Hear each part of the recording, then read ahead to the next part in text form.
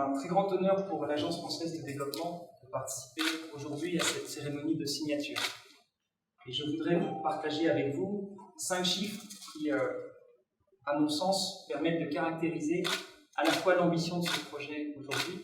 et puis ce qui unit la France et le Sénégal à travers la représentation de l'Agence française de développement aujourd'hui, et puis à travers l'action d'accompagnement du ministère chargé de l'économie, du plan et de la coopération.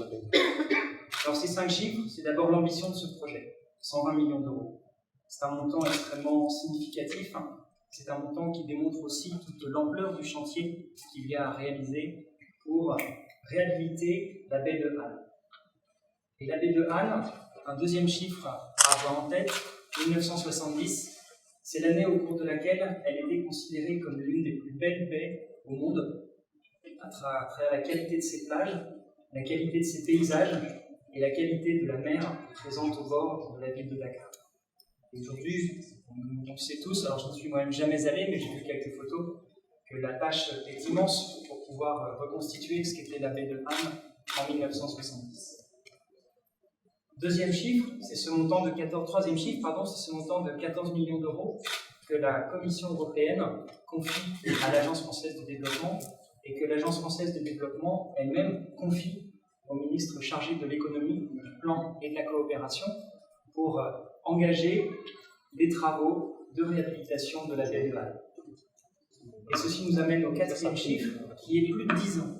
Plus de 10 ans, ça renvoie à la date, aux premiers échanges, et aux premiers échanges sur la conception de ce projet qui ont été engagés. Ça fait très longtemps. Et aujourd'hui, on est là collectivement pour marquer notre ambition, pour donner un coup d'accélérateur à ce projet qui est extrêmement significatif et qui nous projette, et c'est le 5e chiffre que je voulais partager avec vous aujourd'hui,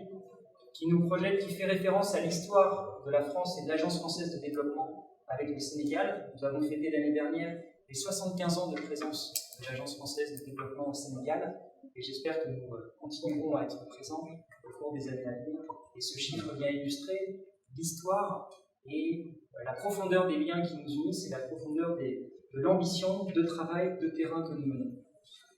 Et je conclurai en disant que le projet de la baie de Han, il nous rassemble au-delà du caractère purement financier qu'on matérialise aujourd'hui. Il nous rassemble parce qu'il s'agit de l'eau, qui est évidemment pour le Sénégal, mais aussi, on l'a vu en France cet été avec les sécheresses auxquelles nous ne sommes pas habitués. L'eau est un facteur absolument essentiel dans une politique de développement. Sa bonne gestion, sa maîtrise et la capacité à transmettre une eau de qualité aux générations futures est évidemment, dans un pays comme le Sénégal, mais aussi comme la France, un enjeu absolument clé. Ce projet, deuxième conviction, c'est un projet qui concerne les riverains. 40 000 personnes qui vont être directement impactées dans leur quotidien parce qu'elles habitent au bord de la baie de Han. Et puis évidemment, nous espérons les touristes sénégalais, étrangers, qui pourront à nouveau venir profiter de cette baie et en apprécier la qualité et la saveur. Et puis à moyen terme, c'est également une évolution de la législation en matière de protection de l'eau, avec les travaux qui sont envisagés sur l'intégration par les industriels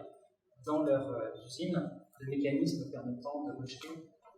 dans l'océan une eau qui sera de meilleure qualité et qui, en s'articulant avec le projet de réhabilitation et